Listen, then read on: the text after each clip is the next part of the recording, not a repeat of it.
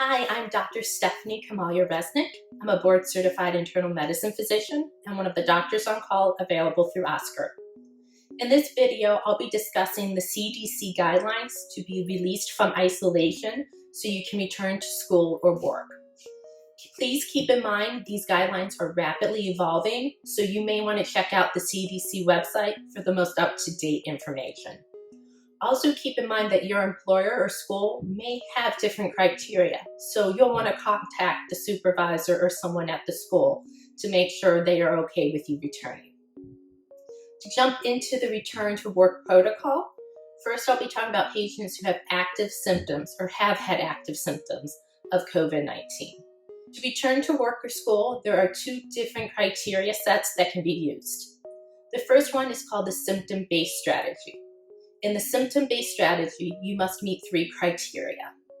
First, at least 10 days must have passed since you first started feeling sick. Second, you must be without a fever for 72 hours. During these 72 hours, you must not be taking medication that could mask a fever.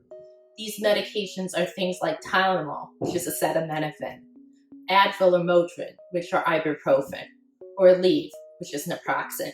Keep in mind some medications like NyQuil, Dayquil, Theraflu might include some of these medications. And then finally, you must feel that your respiratory symptoms are generally improving. They may not be completely gone, but you feel like you're starting to feel better. The second set of criteria is called the test-based strategy. For this strategy, again, there are three criteria. First, you must not be having a fever, and you cannot be taking any medications that could mask the fever. Second, you must feel that you're generally feeling better in regards to your respiratory symptoms. Again, they might not be gone, but you're feeling better.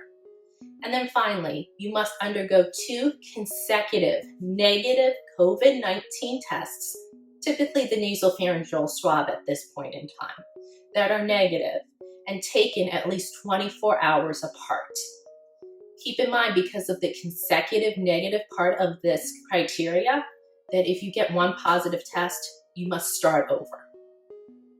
Now, for patients who didn't have symptoms but somehow were tested anyways and tested positive, so those who are asymptomatic but infected, there are also 2 sets of criteria.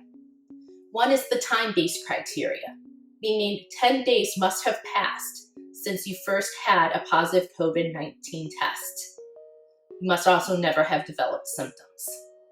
The second option is the test-based strategy, in which case you will have 2 24-hour apart consecutive negative COVID-19 tests, which at this point on time is the nasopharyngeal swabs.